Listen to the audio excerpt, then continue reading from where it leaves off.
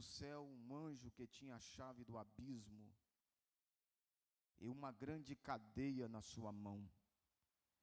Ele prendeu o dragão, a antiga serpente, que é o diabo e Satanás, e amarrou-o por 1000 anos. Vou repetir o versículo 2. E ele prendeu o dragão, a antiga serpente, que é o diabo e Satanás, e amarrou-o por 1000 anos. Assentai-vos, meu muito obrigado.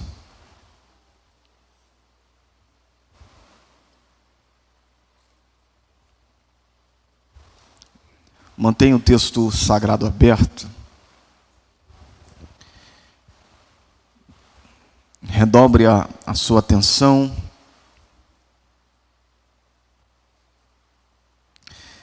E enquanto eu aqui falo, esteja orando por nós, no nome de Jesus. Meus amados, é sempre um desafio falar à Igreja de Cristo. É sempre um desafio ministrar-lhes a palavra de Deus, pois trata-se de uma pesada responsabilidade.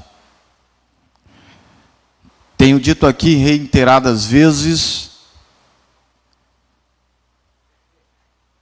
que as pernas ainda tremem, as mãos ainda suam, porque é sempre uma pesada responsabilidade.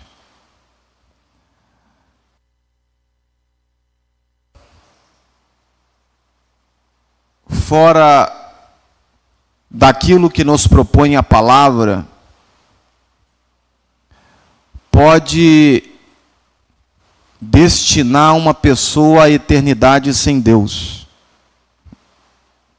E isto é muito sério. E isto é seríssimo. Então, quando assumimos o púlpito, assumimos a grande responsabilidade de transmitir-lhes a palavra de Deus, as verdades inegociáveis da palavra de Deus. E em um culto como este, um culto de oração e ensino da palavra, como gostaríamos que estes bancos estivessem repletos. Como gostaríamos que estivessem pessoas de pé.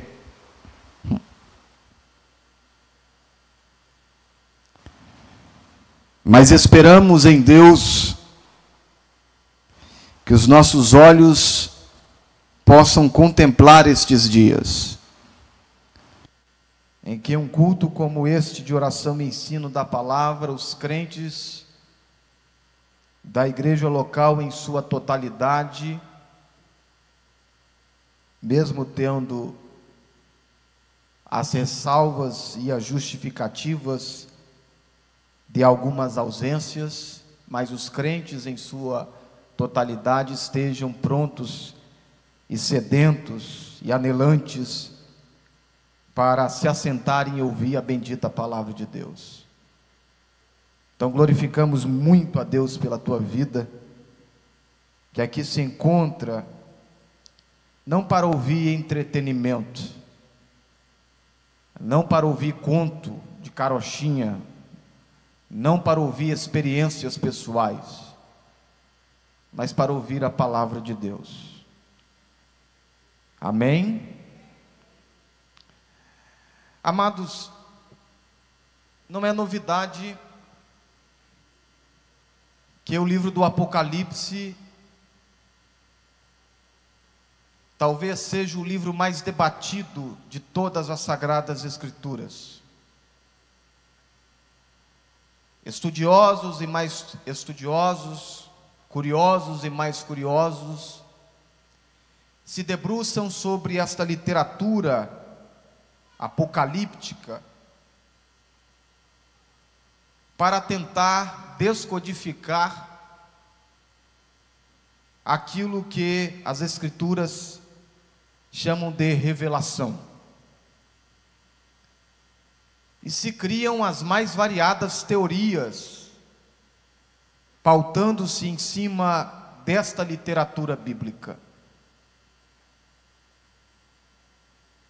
Mas existem verdades reveladas aqui neste texto, que é o derradeiro texto do Novo Testamento, que são verdades que devemos observar. São verdades que devemos analisar, e analisar com muito critério, com muito cuidado.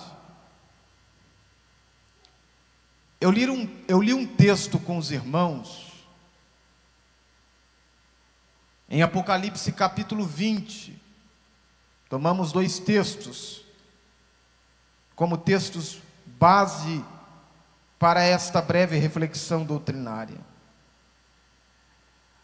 O versículo 2 do capítulo 20, o apóstolo João, ele está tendo mais uma visão espantosa. O que está em pauta aqui, o que está em apreço, é o aprisionamento do nosso arqui-inimigo, chamado no texto de dragão, antiga serpente, diabo e Satanás. Obviamente que isto é uma revelação futurística. Isto ainda não aconteceu. Isto vai acontecer após a vinda de Cristo em glória para derrotar o anticristo, o falso profeta, e restaurar Israel espiritualmente e estabelecer o reino milenial. Mas antes do reino milenial, que é o reino de Cristo nesta terra, onde o próprio Senhor Jesus regerá as nações com vara de ferro, e a igreja estará com ele regendo estas nações, com cetro de equidade. Antes do estabelecimento deste período, chamado período milenial, vai acontecer o aprisionamento deste ser espiritual, chamado aqui de dragão, antiga serpente, diabo e Satanás. E isto é muito sério quando nós analisamos as páginas sagradas e percebemos que o povo de Deus tem um inimigo. E quando eu falo inimigo, eu não estou falando daquele que é um inimigo interno, que é o pecado. E muitas das vezes se apresentam de maneira externa. Mas estou falando de um inimigo externo, um inimigo espiritual, um inimigo real, um inimigo que trabalha diuturnamente, que não se cansa, que não morre. Nesse exato momento que vos falo, ele está em alguma região do globo, pois pois ele é chamado por Paulo na carta deste apóstolo aos Efésios, capítulo 2, de príncipe da potestade do ar.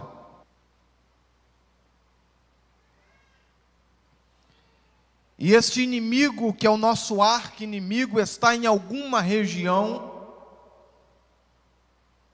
do globo, dando diretrizes, orientações aos seus asseclas, aos seus adébitos, aos seus demônios. Alguém pode perguntar: irmão Fernando, o senhor vai falar de demonologia? O senhor vai falar sobre reavivamento satânico? Não. Mas eu quero, aqui dentro destes minutos, falar a esta atenciosa igreja que Satanás está vivo e ativo no planeta Terra. A ideia de um inimigo aprisionado como cachorro na coleira é uma falácia. Obviamente entendemos que ele não faz absolutamente nada sem a vontade permissiva de Deus. Mas que este inimigo está em plena atividade, isto é uma verdade inegável. E nós não podemos fechar os olhos para isso. Nós não podemos tapar os ouvidos para esta verdade, que é uma verdade bíblica. E quando João está vendo o desenrolar para que o reino milenial seja estabelecido, o texto diz que João, ele vê um anjo descendo do céu, tendo na sua mão uma grande cadeia. Este anjo, ele só irá fazer o que é visto no texto, porque ele está revestido de uma autoridade divina.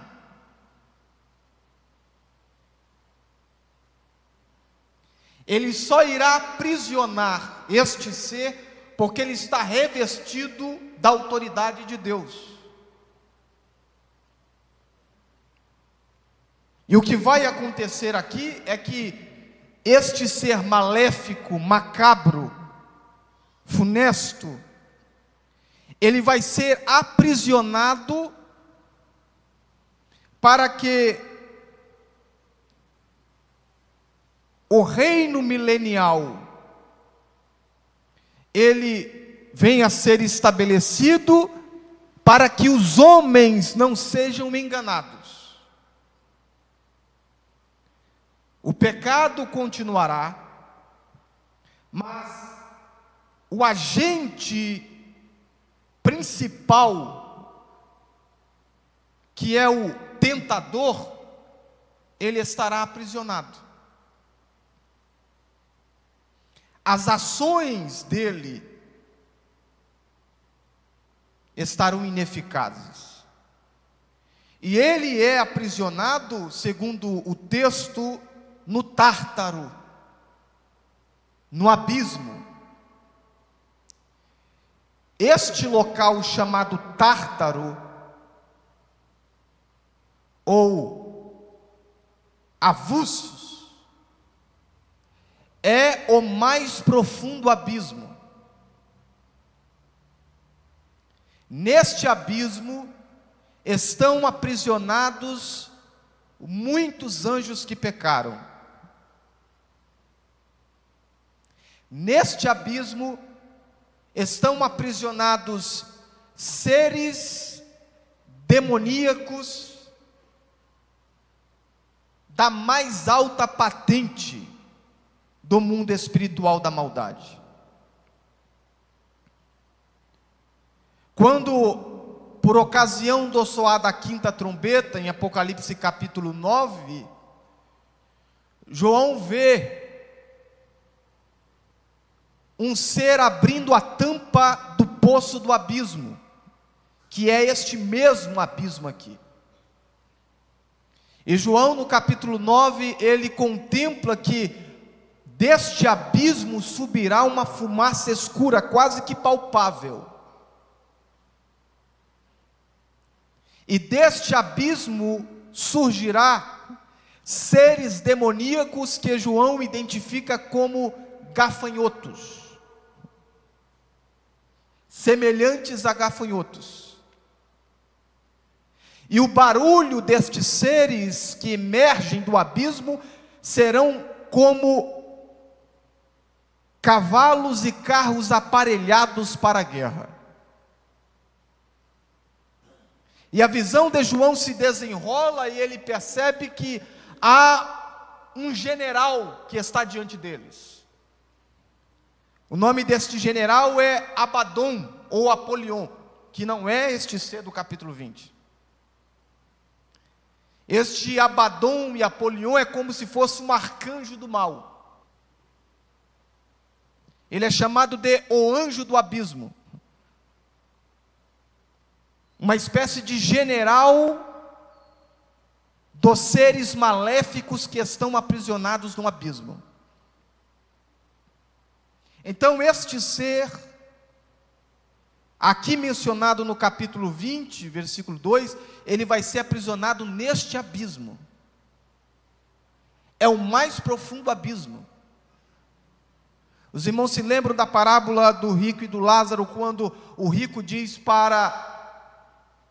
quando Abraão diz para aquele rico que há um abismo entre o lugar de tormento e o paraíso. É o mais profundo abismo. E este ser vai ser aprisionado lá, em um tempo futuro. Mas hoje,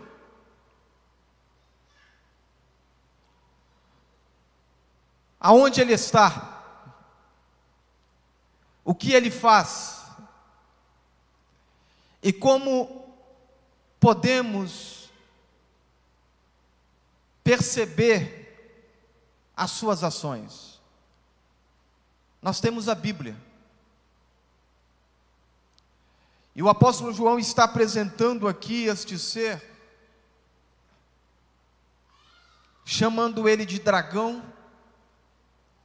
chamando ele de antiga serpente, chamando ele de diabo e chamando ele de Satanás.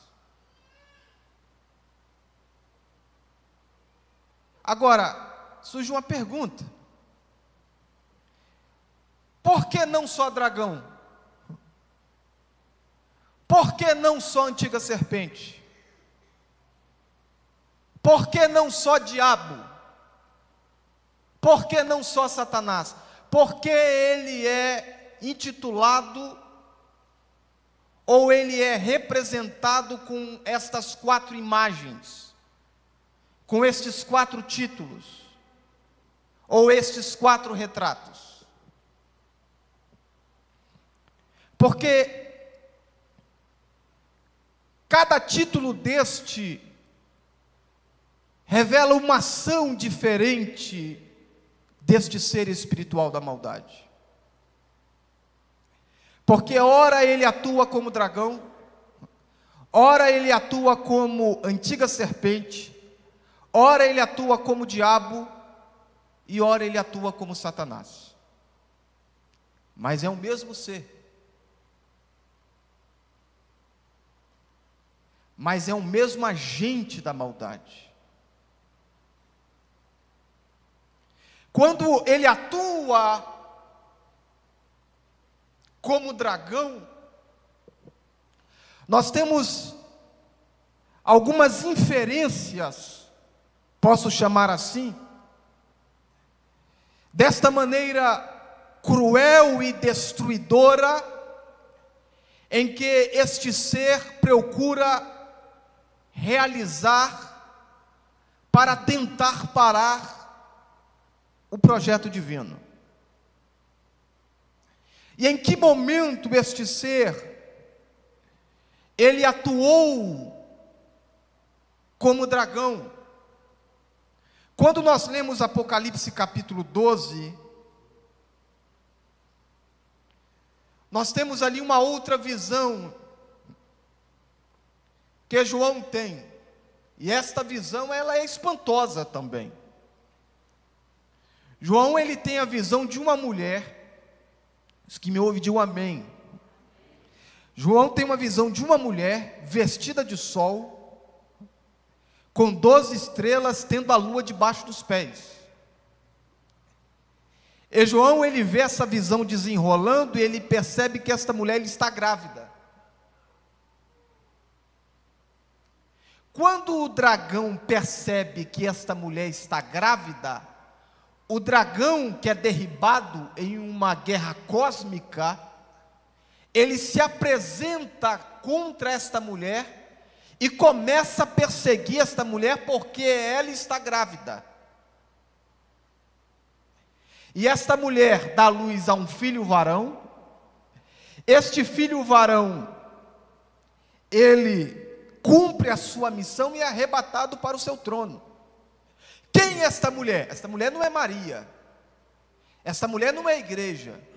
Esta mulher é Israel. A visão de João é a mesma visão do sonho de José. O que João está vendo aqui é que quando este ser espiritual da maldade, preste muita atenção nisso, quando este ser espiritual da maldade, ele for derribado, no final da primeira metade dos 3 anos e meio, da última semana profética de Daniel, quando este ser ele for derribado, ele vai perseguir Israel, por intermédio do seu representante aqui na terra, que será o homem do pecado, chamado nas escrituras de anticristo, a ponta pequena, o iníquo, aquele que vem segundo a eficácia de Satanás. Mas a visão de João é um retrato de toda a história de Israel, do passado, do presente e do futuro. Então este dragão, ele não perseguirá Israel apenas no futuro, ele perseguiu no passado. E observe que este dragão se coloca diante da mulher. Para quê? Para impedir a mulher de dar à luz. Porque ele sabia que aquele filho que a mulher daria à luz, daria muito prejuízo para ele. É quando este ser espiritual da maldade se manifestou contra Israel como dragão. É só ler Êxodo capítulo 1.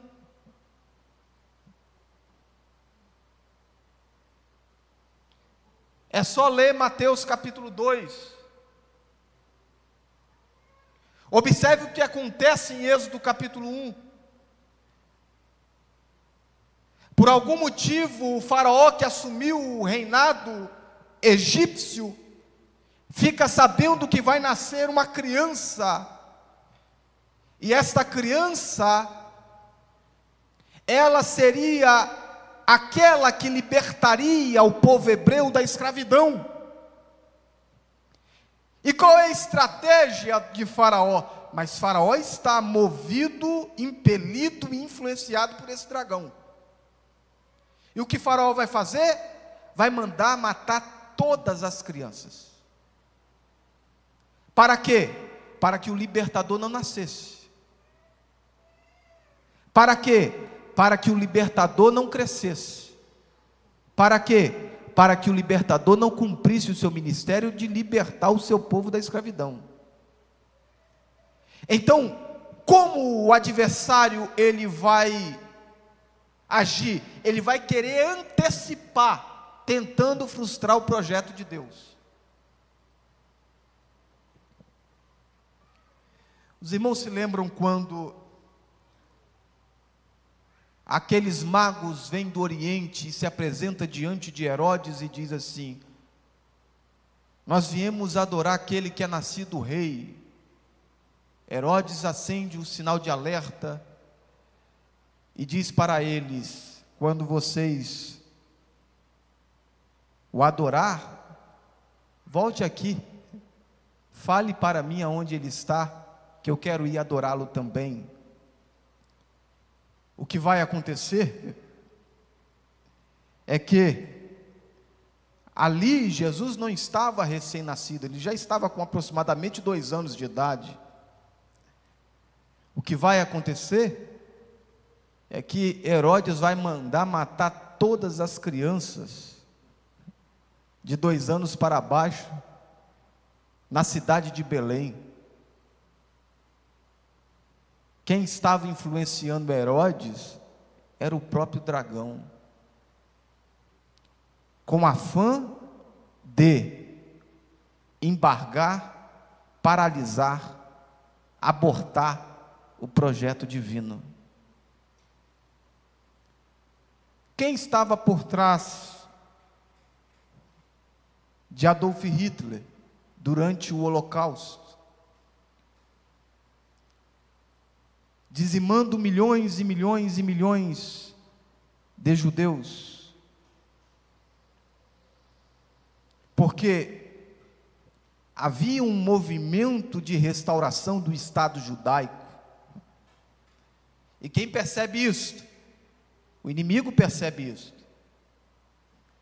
E ele influencia Hitler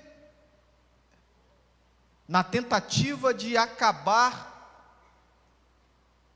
de dizimar os judeus definitivamente sobre a face da terra.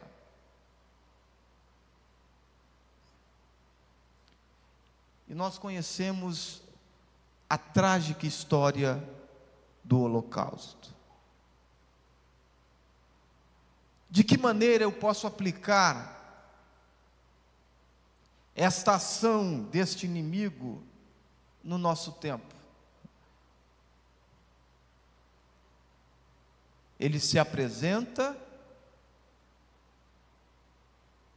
ele age na tentativa de abortar e de destruir os nossos filhos.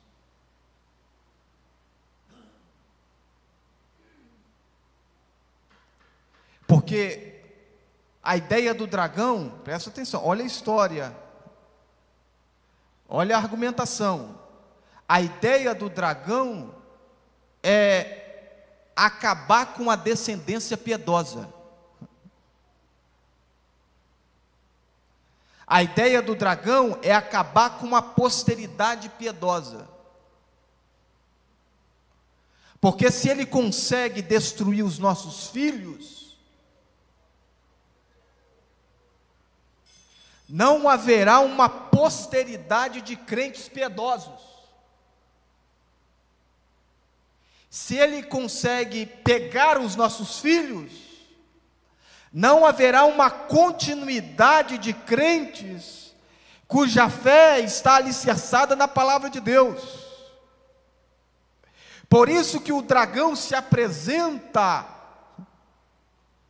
em dado desenvolvimento. Quando ele não consegue pegar no ventre, movendo pessoas para inclinar o seu coração ao aborto, ele tenta pegar durante o transcurso da vida.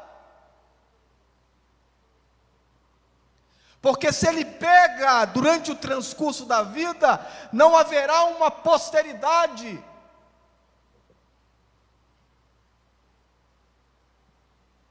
Não haverá uma descendência. Eu não sei como isso soa aos teus ouvidos, mas a ideia, o intento deste dragão não é apenas acabar com a nossa descendência física, mas também com a nossa descendência espiritual.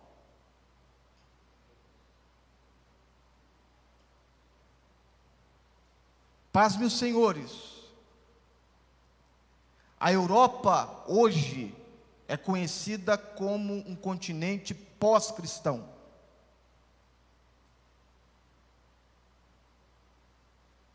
Pós-cristão. A gente aqui no Brasil, a gente não conhece o que é ser um país pós-cristão. A Europa é conhecida como um continente pós-cristão.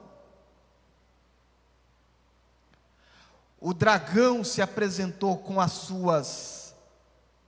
seus ismos, com as suas filosofias, com as suas doutrinas, e conseguiu minar, e conseguiu paralisar boa parte da cristandade na Europa.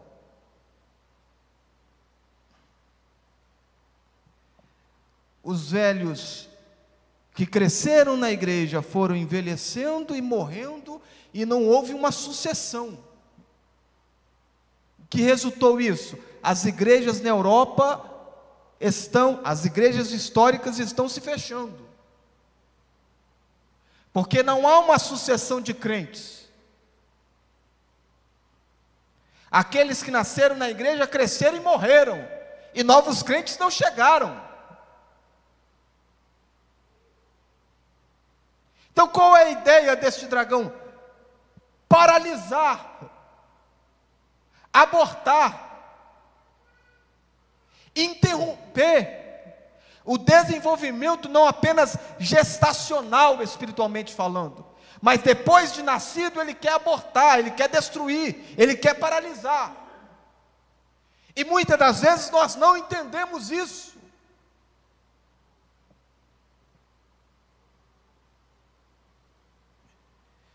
O nosso mal, muitas das vezes, é pensar só no agora, é pensar só no momento. Nós precisamos trabalhar para as próximas gerações. Nós precisamos trabalhar para os próximos pastores desta igreja. Nós precisamos trabalhar para as próximas lideranças desta igreja. Porque hoje, este dragão, ele está atuando, trabalhando para tentar abortar todos os projetos que estão em desenvolvimento.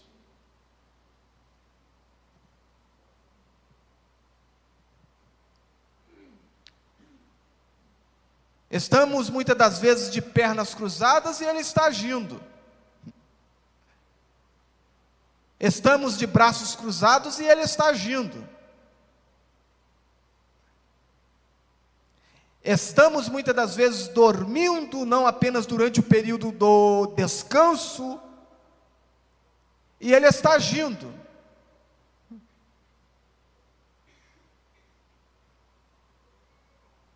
Ou a gente pensa que este ser espiritual vai ficar assistindo a ação da igreja, o agir da igreja, e vai ficar por isso mesmo. Ou nós pensamos que ele não vai procurar enfraquecer cultos como este, como a nossa escola bíblica dominical, como o culto de quinta-feira e qualquer outro culto que seja. Ou nós pensamos que ele não vai procurar agir ao ponto de colocar na cabeça das nossas crianças que o estar em outro lugar é mais importante, mais interessante do que estar aqui na casa de Deus.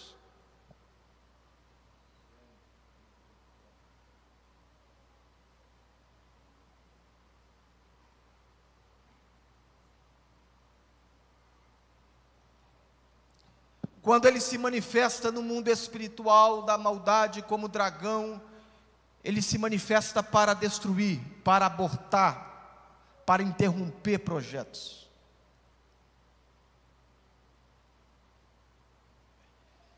Mas a igreja de Cristo precisa continuar de pé, sabendo que aquele que está conosco é maior do que aquele que vem nos atacar.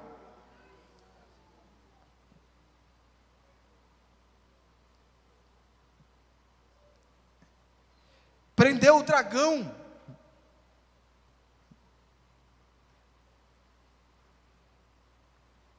E observe que no capítulo 12 do Apocalipse, ele é visto como um grande dragão vermelho. Está falando da sua violência.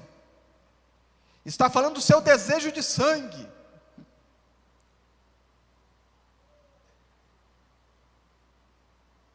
E João vê que ele tem 7 cabeças. E João vê que ele com a sua cauda, ele arrasta a terça parte, não dos anjos do céu, mas daqueles que estarão ou estão com ele nas regiões espirituais da maldade, serão tragos para a terra. Mas observe a capacidade de arrastar com ele, a capacidade de trazer com ele. Ah, meus irmãos,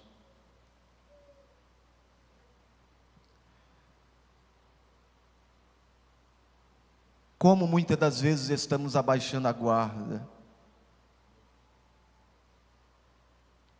como muitas das vezes estamos com os nossos olhos tapados,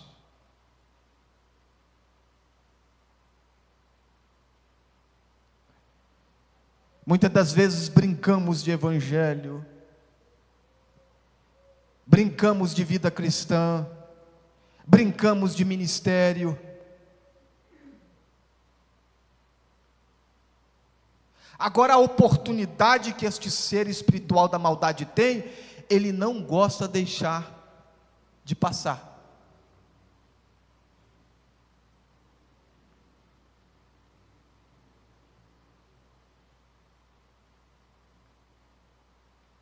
Mas o apóstolo João diz que ele também é a antiga serpente. E vou encerrar, eu vou parar agora. Ele é a antiga serpente. Ele não é a cobra. Ele é chamado de antiga serpente.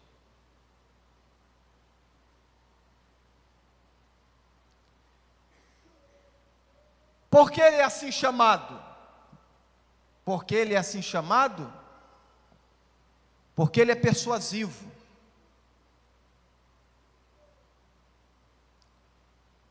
Porque uma das suas armas é ludibriar.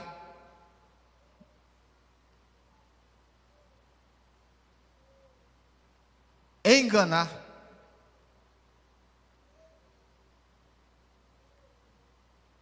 Quando ele vai no Éden, conforme o relato de Gênesis capítulo 3,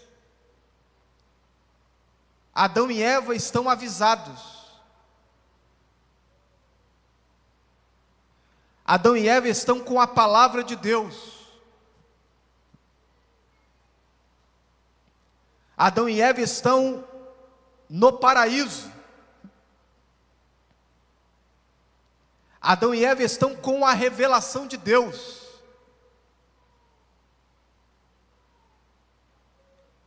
Mas este ser foi tão ousado que ele resolveu encarar estes dois humanos que estavam em estado perfeito, não num estado de inocência como entendemos de inocência hoje, mas inocência no sentido de pureza. E mesmo assim este ser, ele ousou, ele foi audacioso em ir e ludibriar Eva. Quando ele chega em Gênesis capítulo 3, não há relato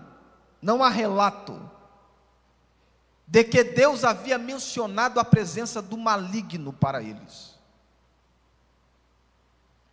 Nós não temos menção no texto sagrado de que Deus falou para Adão e Eva: olha, existe um maligno, existe um ser espiritual e ele é o inimigo de vocês. Não há relato disso. Mas este ser espiritual, ele chega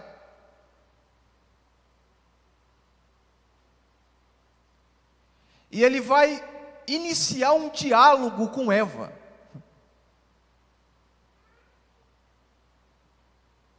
E o diálogo dele é tão envolvente que Eva nem percebe.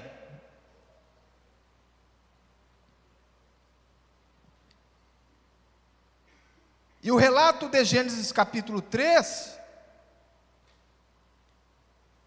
quando ele se apresenta para Eva, a primeira coisa que ele faz é distorcer aquilo que Deus havia dito.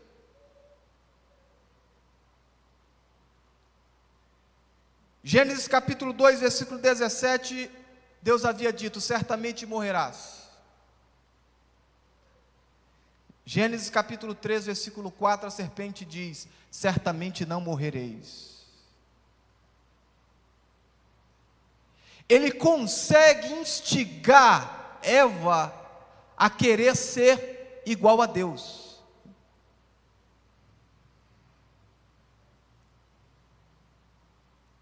E através daquele diálogo, através daquela conversa, através daquela persuasão, observe o que acontece no capítulo 3, versículo 6. E vendo a mulher que aquela árvore era boa para se comer, ele consegue aguçar em Eva a concupiscência dos olhos. E árvore desejável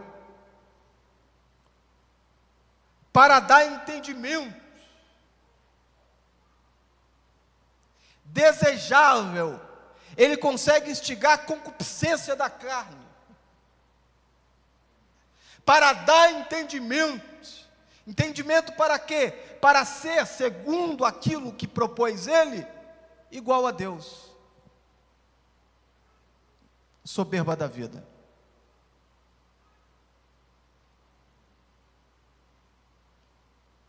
Ele consegue ludibriar Eva através de uma persuasão maléfica.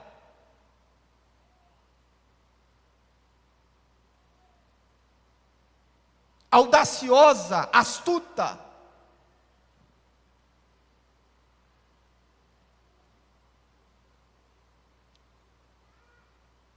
Quando Paulo escreve a sua carta aos Coríntios, a sua segunda carta,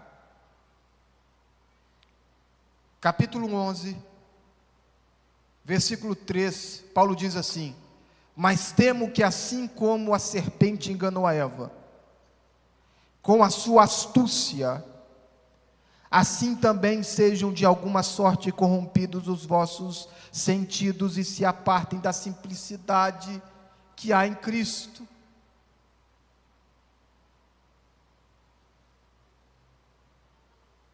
Se apartem da simplicidade que há em Cristo.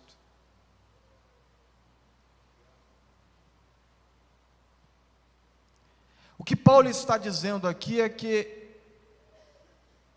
o diálogo com a serpente pode ser muito perigoso. E a persuasão dela pode nos levar a nos apartar da simplicidade que é em Cristo.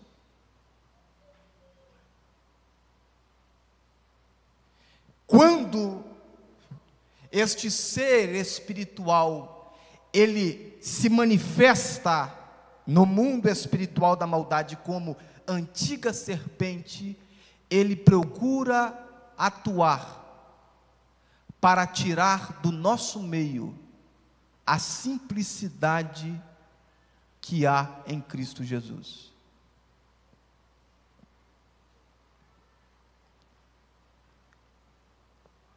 Sabe de que Ele quer nos convencer?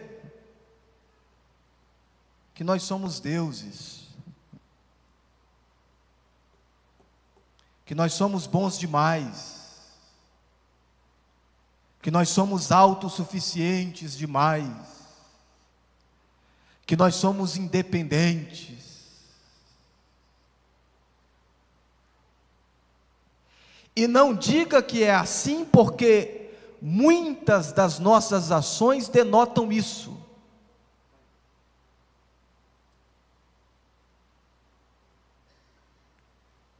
Muitos dos nossos comportamentos são como se nós fôssemos deuses e Deus fosse nosso servo.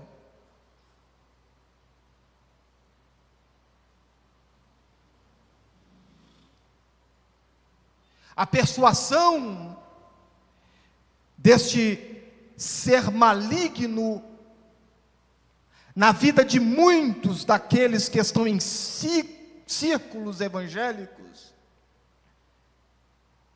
tem sido visível, tem sido notório.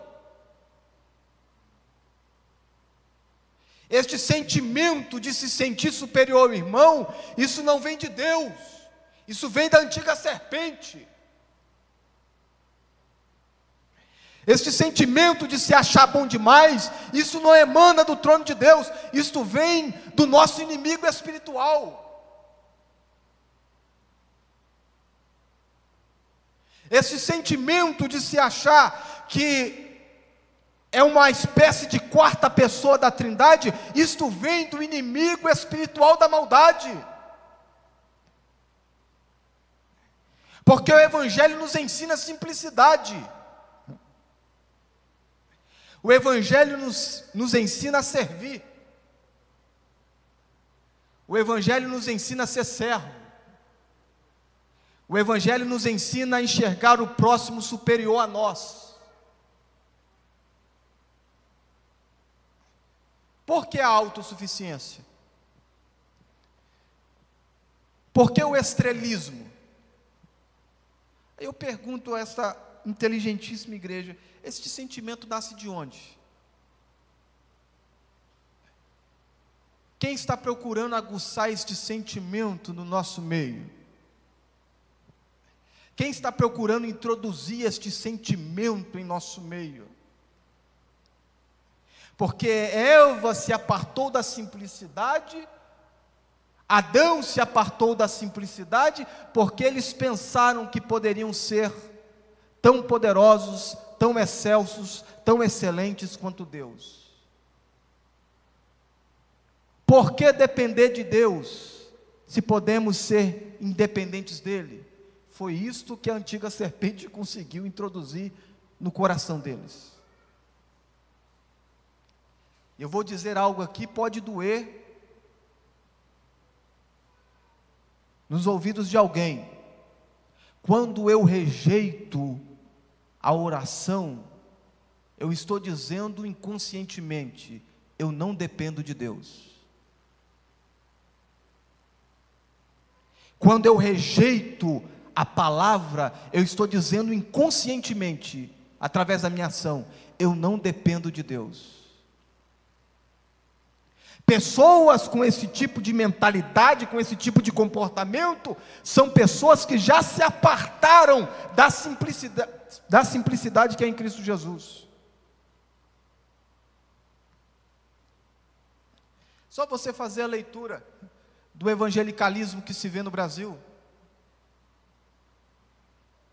As redes sociais estão aí. E mesmo aqueles que não possuem redes sociais, mas andam pelas igrejas locais, conseguem fazer uma leitura.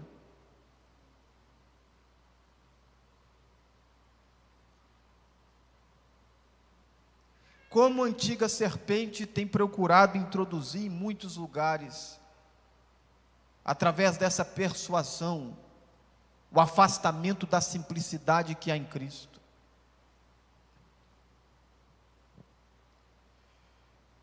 Mas que o Senhor Jesus continue guardando essa igreja. Você pode dizer amém? Que o Senhor Jesus continue guardando a nossa vida, porque nós não fomos chamados para sermos enganados pelo dragão, nós não fomos chamados para sermos persuadidos pela antiga serpente, nós fomos chamados para permanecermos inabaláveis em Cristo Jesus, e nós continuaremos, e nós permaneceremos, e nós prevaleceremos com a palavra de Deus e na simplicidade que há em Cristo Jesus. Pai, lhe dou graças esta noite. Muito obrigado, ó Senhor, pela tua bendita palavra que foi transmitida aqui neste lugar. Senhor, ó Senhor, estamos debaixo do sangue de Jesus Cristo. As nossas famílias estão debaixo do poder do sangue de Jesus Cristo. Os nossos filhos estão debaixo do poder do sangue de Jesus Cristo. Está escrito na tua palavra, Senhor, em Apocalipse capítulo 12, versículo 9, versículo 11, que eles venceram pelo sangue do Cordeiro.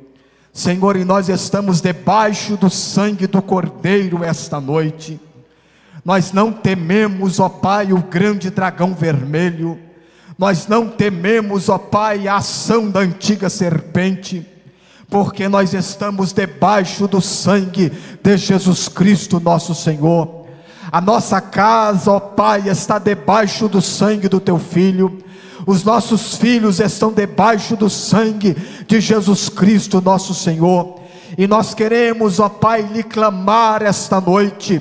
Continue nos cercando com a tua presença, continue nos protegendo com a tua presença, continue nos envolvendo com a tua presença, para que, ó Pai, este inimigo que se manifesta como dragão, este inimigo que se manifesta como antiga serpente, que ele não venha encontrar brecha, que ele não venha encontrar lugar, que ele não venha encontrar, Senhor, ó Pai, em nome de Jesus, que ele não venha encontrar lado para entrar, Senhor, no nosso meio. Senhor, que esta igreja, Senhor, continue sendo guardada, continue sendo protegida, continue sendo envolvida pela tua palavra e pela ação do teu Espírito, ó Deus, em o nome de Jesus Cristo. Continue nos mantendo, ó Pai, na torre, continue nos mantendo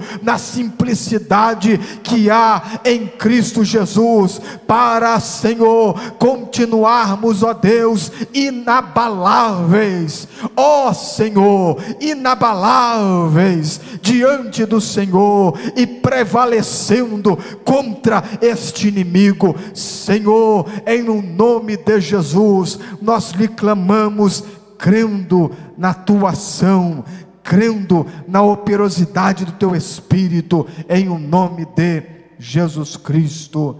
Amém.